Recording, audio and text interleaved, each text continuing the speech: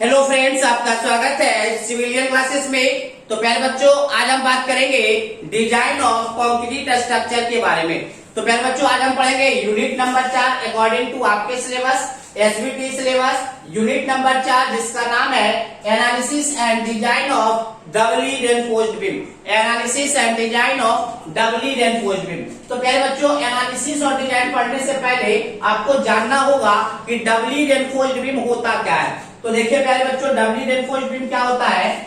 मान लीजिए ये किसी बीम का क्रॉस सेक्शन एरिया है, ये आपका न्यूट्रल एक्सिस है, यह मान लेते हैं कंप्रेशन जोन है, और इसको मान लेते हैं टेंशन जोन है। प्यारे बच्चों, अगर हम बताएं कि ऊपर वाले को कंप्रेशन जोन और नीचे वाले को टेंशन जोन माने हैं, मतलब न्यूट्रल एक्सिस के ऊपर हमने कंप्रेशन जोन माने हैं और नीचे वाले को टेंशन जोन माने हैं, तो आपको ये बताना ये कौन से बीम का सेक्शन है, कैंटिलीवर का या सिंपली सपोर्टेड बीम का। सोच कर बताइए, ऑलरेडी हमने पहले बता चुके हैं, इसको सोच के बताइए कौन से बीम का ये सेक्शन है, सिंपली सपोर्टेड बीम या कैंटिलीवर बीम। तो ऑब्वियस बात है प्यारे बच्चों, हमने इसका बढ़िया से सेक्शन ड्रॉ करके बताया था कि ये किसका है। अगर न्यूट्रल एक्सिस के नीचे टेंशन जोन बन रहा है तो ये आपका किसका है, सिंपली सपोर्टेड बीम का है। अब देखिए प्यारे बच्चों, डबली रेनफोर्स्ड बीम किसको कहेंगे, अगर compression zone as well as tension zone या tension zone as well as compression zone दोनों जोन में, अगर हम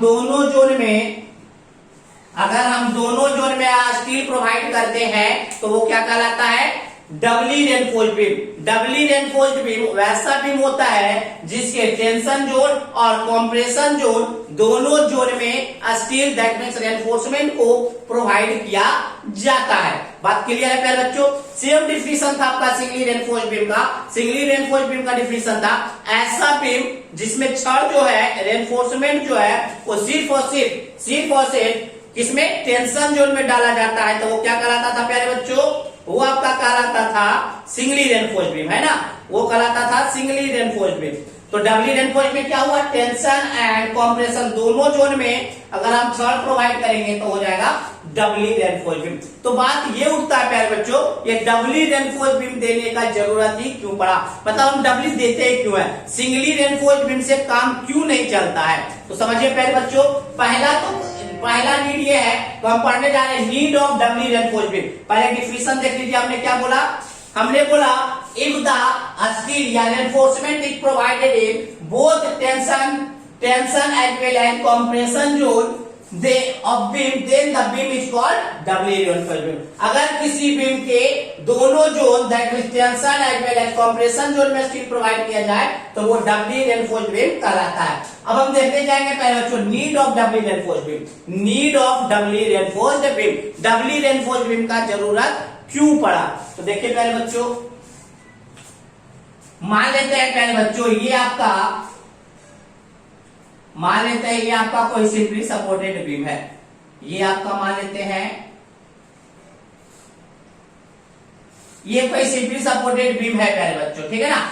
अब देखिए मान लेते हैं पहले बच्चों ये विड्थ हुआ और ये इसका डेप्थ हुआ। अगर आर्किटेक्चरल पॉइंट ऑफ व्यू से विड्थ और डेप्थ फिक्स है, ना तो आप विड्थ को बढ़ा सकते हैं ना तो आप डेप्थ को बढ़ा सकते हैं, तो ऐसा क्या करे कि बीम का मोमेंट ऑफ रेसिस्टेंस को बढ़ाया जाए। क्या बोले पहले बच्चों, पहला नीड इसलिए आया कि अगर आर्किटेक्चरल पॉइंट ऑफ व्यू से, डिजाइनर ऑफ बीम के व्यू से अगर बीम का dimension that means width and depth क्या हो, फिक्स हो, उसको हम ना तो घटा सकते हैं ना तो बढ़ा सकते हैं। फिर भी बिना डेप्थ और विड्थ को बढ़ाए घटाए अगर हम उस बीम का मोमेंट ऑफ रेसिस्टेंस को बढ़ाना चाहते हैं तो ऑब्वियस बात है प्यारे बच्चों कि छड़ का अमाउंट को बढ़ाना पड़ेगा, मतलब डबली रेनफोर्स्ड बीम बनाना पड़ेगा। टेंशन जोन और as well as compression zone दोनों जोन में क्या डालना पड़ेगा, छड़ प्रोवाइड करना पड़ेगा, ठीक है ना। चलिए पहला पॉइंट यही था, when the dimension of beams are restricted from architectural point of view. अगर आर्किटेक्चरल पॉइंट ऑफ व्यू से किसी भी बीम का डायमेंशन को अगर रेस्ट्रिक्ट कर दिया गया है, फिक्स कर दिया गया है, तो आपको डबली रेनफोर्स्ड बीम का जरूरत पड़ेगा। किस लिए पड़ेगा भाई? तो मोमेंट ऑफ रेसिस्टेंस को बढ़ाने के लिए। दूसरा है when the member is subjected to reversal of stress, अगर किसी मेंबर पे रिवर्सल स्ट्रेस आता है। रिवर्सल स्ट्रेस कहने का मतलब क्या है प्यारे बच्चों? मान लीजिए ये कोई बीम है और कभी ऊपर वाला जोन कंप्रेशन कभी टेंशन बन जा रहा है, या टेंशन नीचे वाला जोन कभी टेंशन या कंप्रेशन बन जा रहा है। वो कब बनता है वो हम बता देते हैं। मान लीजिए प्यारे बच्चों ये आपका कोई बीम है, अच्छा मानिए ये प्लास्टिक का कोई पेन है, अब इसको जब तोड़ना पड़ता है तो क्या करते हैं? एक बार ऐसे एक बार ऐसे एक बार ऐसे एक बार ऐसे करते हैं कि नहीं, ताकि वो पेन आसानी से टूट जाए। जब एक बार ऐसे और एक बार ऐसे करते हैं प्यारे बच्चों, तो न्यूट्रल एक्सिस के ऊपर या नीचे दोनों जोन बनता है, कॉम्प्रेशन भी बन जाता है और टेंशन भी बन जाता है। मतलब न्यूट्रल एक्सिस के ऊपर भी कॉम्प्रेशन बन रहा है, टेंशन बन रहा है, न्यूट्रल एक्सिस के नीचे भी कॉम्प्रेशन बन रहा है और टेंशन बन रहा है। क्यों? क्योंकि आप बीम को एक बार इधर से दे रहे हैं, एक बार इधर से मोड़ रहे हैं, तो ऐसा स्ट्रेस कहलाता है रिवर्सल स्ट्रेस। अगर किसी बीम पे रिवर्सल स्ट्रेस बन रहा है या आ रहा है, तो ऐसे बीम को डबली रेनफोर्स्ड बीम बनाना अच्छा होता है। बात समझ में आया? दूसरा यही है when the member is subjected to reversal of stress, अगर कोई concrete member reversal of stress को रेसिस्ट कर रहा है तो आपको डबली रेनफोर्स्ड बीम देना होगा। अगर किसी कंक्रीट मेंबर पे इंपैक्ट लोड आ रहा है, मतलब सडन लोड आ जा रहा है, तो उस बीम पे आपको डबली रेनफोर्स्ड बीम बनाना पड़ेगा। तीसरा देखिएगा when the member is subjected to impact load, जब कोई कंक्रीट मेंबर इंपैक्ट लोड को रेसिस्ट करता है तो उस बीम को डबली रेनफोर्स्ड बीम बनाना चाहिए। चलिए चौथा देखेंगे। चौथा देखिए प्यारे बच्चों क्या है, मान लीजिए कोई कंटिन्यूअस बीम है, मान लीजिए प्यारे बच्चों कोई कंटिन्यूअस बीम है, तो कंटिन्यूअस बीम का जो इंटरमीडिएट सपोर्ट होता है, कंटिन्यूअस बीम का जो इंटरमीडिएट सपोर्ट होता है वहां पे हॉगिंग मोमेंट डेवलप करता है। हमने क्या बोला? किसी भी कंटिन्यूअस बीम के जो इंटरमीडिएट सपोर्ट है वहां पे हॉगिंग मोमेंट डेवलप करता है। उस हॉगिंग मोमेंट को सेटल डाउन करने के लिए, कम करने के लिए हमको इंटरमीडिएट सपोर्ट के पास डबली रेनफोर्स्ड बीम प्रोवाइड करते हैं। कहां पे? सिर्फ और सिर्फ इंटरमीडिएट सपोर्ट के पास। तो देखिए यही बात लिखा हुआ, इन ए कंटिन्यूअस बीम, किसी भी कंटिन्यूअस बीम में eight intermediate support, intermediate support के पास हॉगिंग मोमेंट को कैरी करने के लिए, टेक केयर करने के लिए डबली रेनफोर्स्ड बीम को प्रोवाइड कर देते हैं। नेक्स्ट है पहले बच्चों लास्ट वाला, सबसे मेन है आपका लास्ट वाला पॉइंट। वो लास्ट वाला पॉइंट क्या करता है? इतना ज्यादा इंक भरा हुआ है कि पूरा हाथ में लग रहा है। देखिए पहले बच्चों पांचवा नंबर क्या है? पांचवा नंबर है आपका प्यारे बच्चों कि अगर बीम को सिंगली रेनफोर्स्ड बीम की तरह डिजाइन किया जाए, अगर किसी बीम को सिंगली रेनफोर्स्ड बीम की तरह डिजाइन किया जाए और उस बीम पे लगने वाला बेंडिंग मोमेंट, उस बीम पर लगने वाला बेंडिंग मोमेंट ज्यादा हो जाए मोमेंट ऑफ रेसिस्टेंस से। हमने क्या बोला कि अगर किसी बीम को सिंगली रेनफोर्स्ड बीम की तरह डिजाइन किया जाए और उस बीम पे लगने वाला बेंडिंग मोमेंट ज्यादा हो जाए मोमेंट ऑफ रेसिस्टेंस से, तो क्या होगा? टूट जाएगा। क्यों? मोमेंट ऑफ रेसिस्टेंस क्या है पहले बच्चों? मैक्सिमम बेंडिंग मोमेंट सहने का क्षमता। तो मैक्सिमम बेंडिंग मोमेंट सहने का क्षमता कम है और लग रहा है ज्यादा, तो लगेगा अगर बेंडिंग मोमेंट ज्यादा तो फेल हो जाएगा बीम, है ना? तो बेंडिंग मोमेंट अगर ज्यादा है किससे? मोमेंट ऑफ रेसिस्टेंस से। कब? जब हम उस बीम को सिंगली रेनफोर्स्ड बीम की तरह डिजाइन करते हैं, तो उस केस में भी आपको डबली रेनफोर्स्ड बीम प्रोवाइड करना पड़ेगा। क्या करना पड़ेगा? डबली रेनफोर्स्ड बीम प्रोवाइड करना पड़ेगा। चलिए तो यही बात सीखा हुआ है पहले बच्चों, when bending moment is greater than moment of resistance, जब किसी बीम पर बेंडिंग मोमेंट का वैल्यू मोमेंट ऑफ रेसिस्टेंस से ज्यादा है, if the section is design as a singly reinforced beam, अगर उस मेंबर को सिंगली रेनफोर्स्ड बीम की तरह डिजाइन किया जाता है, then doubly reinforced beam is provide, तो डबली रेनफोर्स्ड बीम को प्रोवाइड करना पड़ता है। चलिए ये आपका था पहले बच्चों नीड था। हमने पढ़ा पहले definition of doubly reinforced beam, फिर हमने पढ़ा need of doubly reinforced beam, doubly reinforced beam का क्या जरूरत पड़ा, क्यों जरूरत पड़ा। अब देखिए पहले बच्चों एक बात याद रखिएगा, इस जो नोट में हमने लिखाया है कि डबली रेनफोर्स्ड बीम अनइकोनॉमिकल हो जाता है। अनइकोनॉमिकल इसलिए हो जाता है पहले बच्चों, सुन लीजिए कहानी क्या है।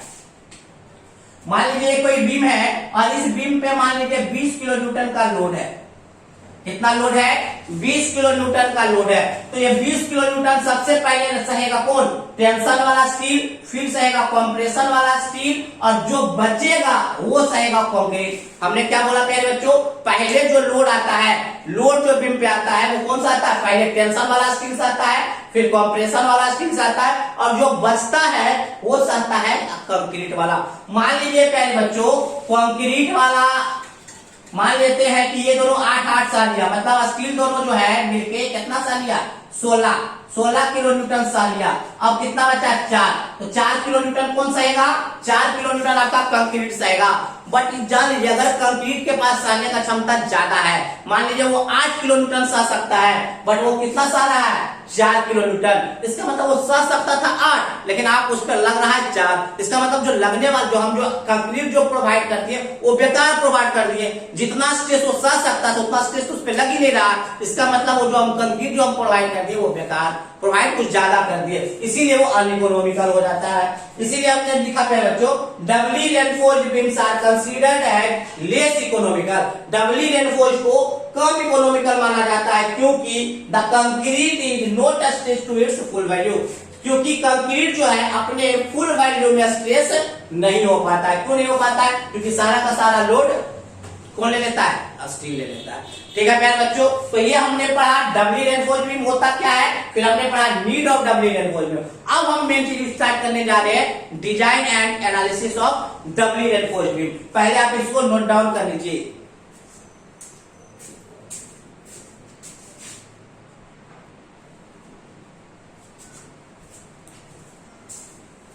तो पहले बच्चों हम लोग देखेंगे analysis of doubly reinforced beam, मतलब डबली रेनफोर्स्ड बीम को कैसे हम एनालिसिस करेंगे।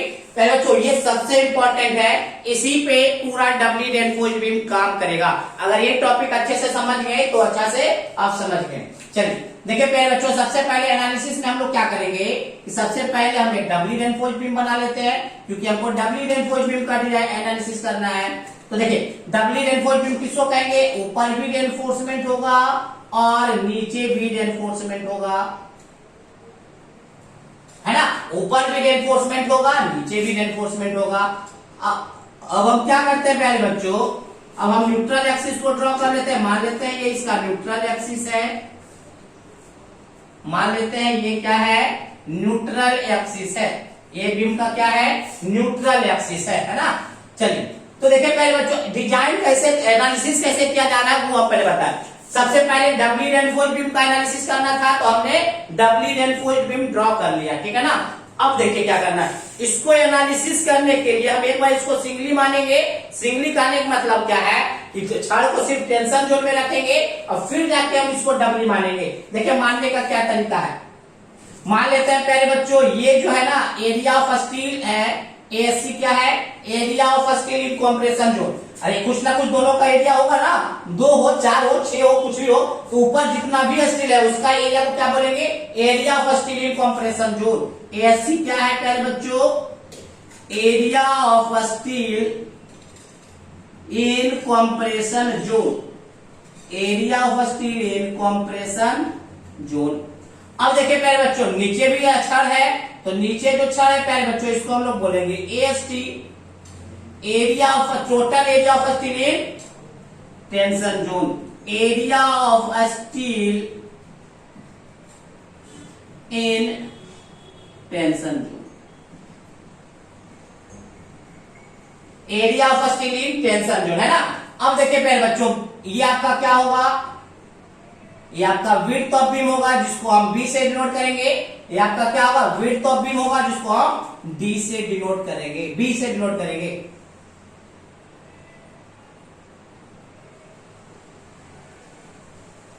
देखिए प्यारे बच्चों ये आपका क्या है? एक्सट्रीम फाइबर से लेकर सेंटर ऑफ टेंशन स्टील तक का जो डेप्थ होता है उसको हम लोग क्या बोलते हैं? डेप्थ ऑफ बीम, और इसको हम स्मॉल डी से डिनोट करते हैं। स्मॉल डी से डिनोट किया जाता है। चलिए अब देखेंगे प्यारे बच्चों जो area of steel in compression zone है, जो area of steel in compression zone है उसको एक्सट्रीम मतलब ऊपर से क्या कहता है? एक्सट्रीम फाइबर से जो डिस्टेंस है वो डी डैश है। वो कितना है, डी डैश है। तो डी डैश हम क्या बोलेंगे प्यारे बच्चों, डी डैश है distance between centre of compression steel to extreme fiber of compression zone,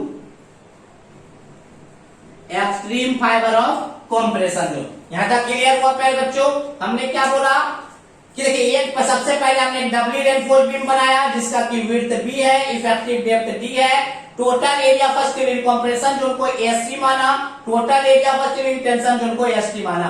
फिर हमने क्या बोला कि आपका जो कंप्रेशन स्टील जो है वो एक्सट्रीम फाइबर से कितना दूरी पे है, डी डैश की दूरी पर है। अब देखिए प्यारे बच्चों, जब हम एनालिसिस करने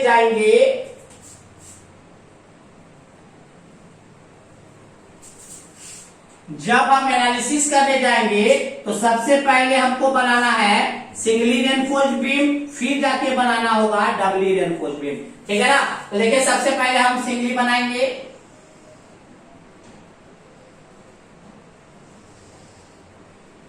सिंगली रेनफोर्स्ड बीम में ये मान लीजिए बी है, ये आपका बी है, ठीक है ना।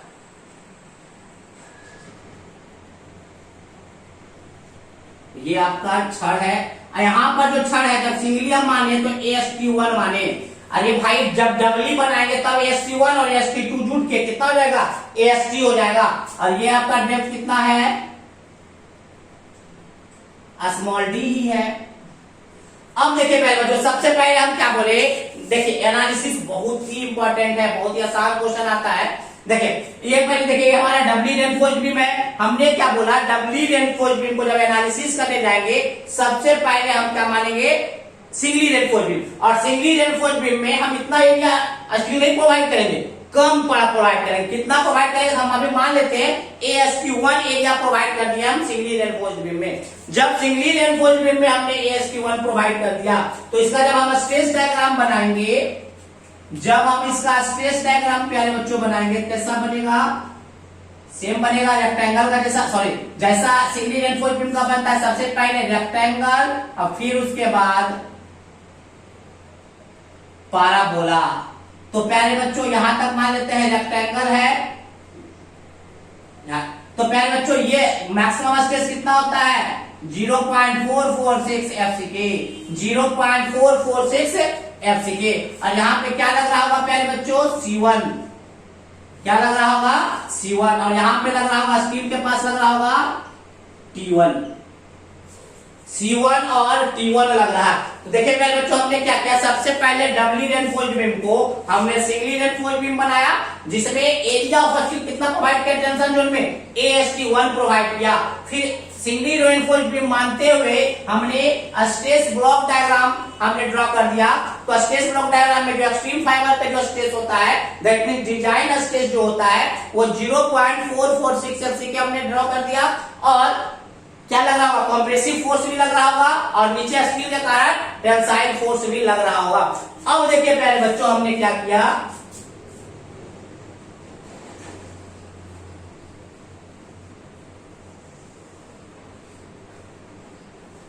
बीट कम नहीं जा रहा है, बीट को आप जितना ज्यादा चाहिए वो उतना बना सकते हैं, जितना मतलब है बी, है ना। तो देखिए प्यारे बच्चों ये फिर से बी है, वेट ऑफ बीम बी है। हमने क्या किया प्यारे बच्चों, कुछ स्टील टेंशन जो ने प्रोवाइड कर दिया और कुछ स्टील, तो देखिए यहां पर तो जो स्टील होगा वही होगा ASC, क्योंकि area of steel compression zone में कितना है ASC, तो यहाँ भी area of steel compression zone में कितना प्रोवाइड कर दिए ASC। ये दोनों मिलकर मान लेते हैं AST2 हो गया, AST2 क्यों, क्योंकि AST1 और AST2 मिलके होगा AST, AST1 और AST2 मिलके होगा टोटल AST।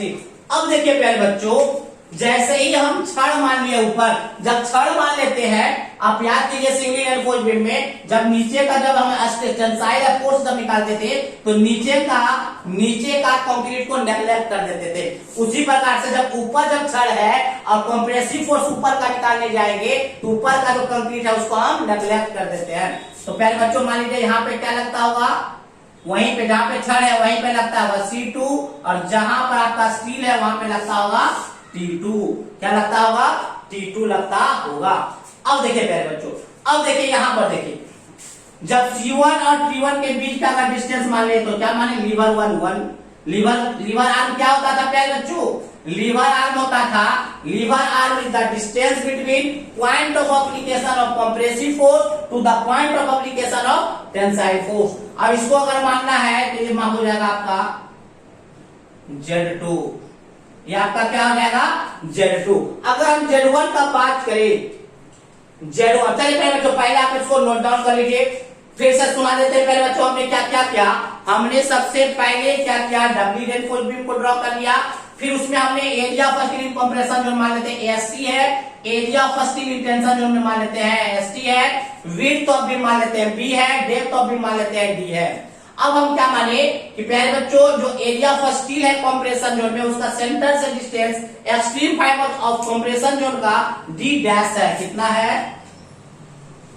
डी डैश है, डी डैश है। फिर हमने पहले आपको सिंगली रेनफोर्स बीम ड्रॉ किया, सिंगली रेनफोर्स का विड्थ वही रखा, डेप्थ वही रखा।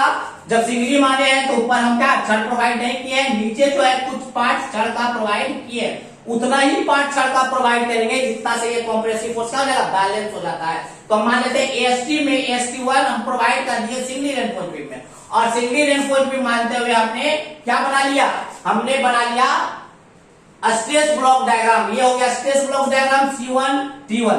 अब देखिए हमने बताया था लीवर आर्म क्या बोले, it is the distance between point of application of compressive force to the point of application of tensile force. फिर हमने डब्ल्यू रेनफोर्स बीम ड्रॉ किया, डब्ल्यू रेनफोर्स बीम में जितना area of steel in compression zone में प्रोवाइड किए थे उतना ही area of steel in compression zone में यहां प्रोवाइड कर दिए, और बचा हुआ जो एरिया है कितना, AST माइनस AST1 मतलब दैट इज AST2 हमने प्रोवाइड कर दिया। अब यहाँ पे C2 मान लिया, यहाँ पे T2 मान लिया, दोनों के बीच का डिस्टेंस को हमने Z2 मान लिया। ठीक है, यहाँ तक कोई प्रॉब्लम? अब देखिए पहले तो जब यहाँ तक प्रॉब्लम नहीं है, चलिए पहले आप इसको नोट डाउन कर लीजिए, हम इसको मिटा देंगे, इसको पहले आप नोट डाउन कर लीजिए, हम मिटा दे डाले हैं, नोट डाउन कर लीजिए ये तीनों टर्म नोट डाउन कर लीजिए प्यारे बच्चों। चलिए मिटा रहे हैं,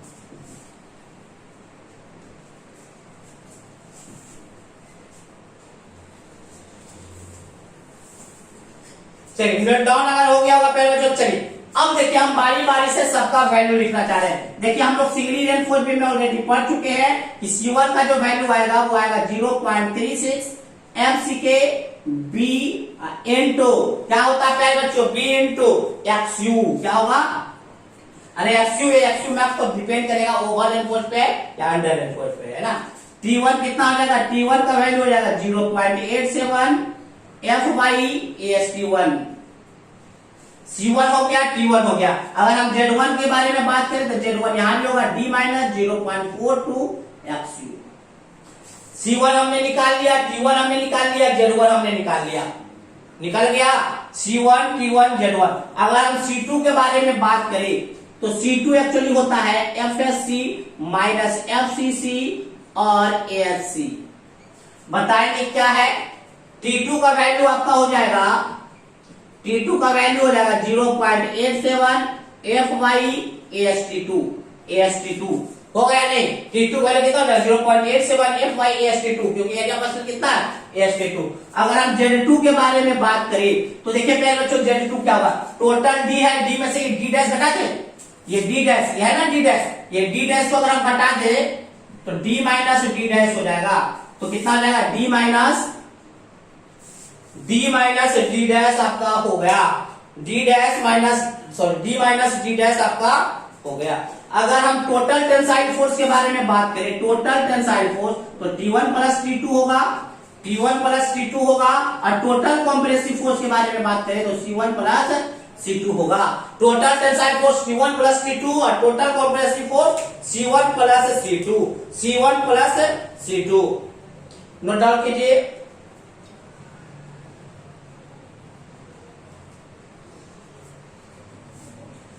अब देखिए बाकी सब कुछ आप जान रहे हैं, आपके लिए सिर्फ नया टर्म है FSC और FCC, जो कि हमने C2 निकाला। देखिए प्यारे बच्चों क्या है, देखिए हम करते हैं एफसीसी बराबर एफएससी बराबर stress of compression steel, stress of compression steel. FSc क्या कह रहे बच्चों, स्ट्रेस ऑफ कॉम्प्रेशन स्टील। इसका जो वैल्यू है ना विच डिपेंड्स ऑन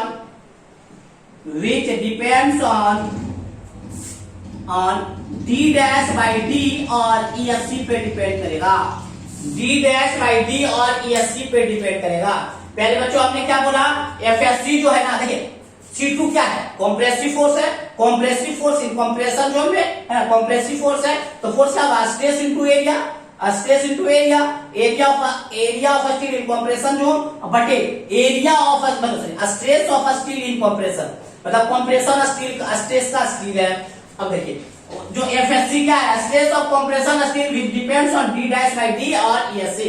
पहले बच्चों जो एफएससी का जो वैल्यू है ना वो डिपेंड करता है किस पे, D dash by total D पे, या इस स्टील में कितना स्ट्रेन आ सकता है उस स्ट्रेन पे डिपेंड करता है। वैल्यू भी बताएंगे एफएससी का। अब देखिए पहले बच्चों हमने क्या बोला कि अगर आपको C2 निकालना है तो क्या करना होगा, इसका स्ट्रेस मतलब stress of compression steel into area से मल्टीप्लाई करना होगा। अब देखिए पहले तो आप कहिएगा सर एफसीसी क्या होता है। देखिए एफसीसी क्या है, देखिए पहले जो एफसीसी क्या है, पहले तो जब यहाँ पे स्टील रखा गया होगा कुछ एरिया कंक्रीट को क्या किया होगा, हटाया गया होगा, तब तो जाकर यहाँ पे स्टील डाला होगा, तो उस एरिया को हम लोग एरिया कंक्रीट को हटा देते हैं। तो एफसीसी क्या है, स्ट्रेस ऑफ कंक्रीट, और स्ट्रेस ऑफ कंक्रीट हमको पता है कितना होता है 0.446 एफसीके, 0.446 एफसीके।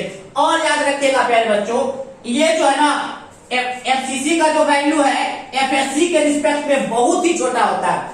एफसीसी जो होता है, एफएससी जो होता है much much much greater than FCC. याद रखिएगा एफएससी का जो वैल्यू होता है एफसीसी से बहुत बड़ा होता है, तो कभी कभी हम इसको नेग्लेक्ट करके C2 बराबर एफएससी इंटू एससी भी लिख देते हैं। हमने क्या बोला कि एफएससी का वैल्यू बहुत बड़ा होता है एफसीसी से, तो C2 का वैल्यू क्या कर देते हैं एफएससी इंटू एएससी, क्यों एफसीसी को नेग्लेक्ट भी कर देते हैं। ठीक है प्यारे बच्चों, तो ये हमारा एनालिसिस था, इसको बढ़िया से समझ लीजिए, 2 बार 3 बार देख लीजिए अच्छे से, है ना।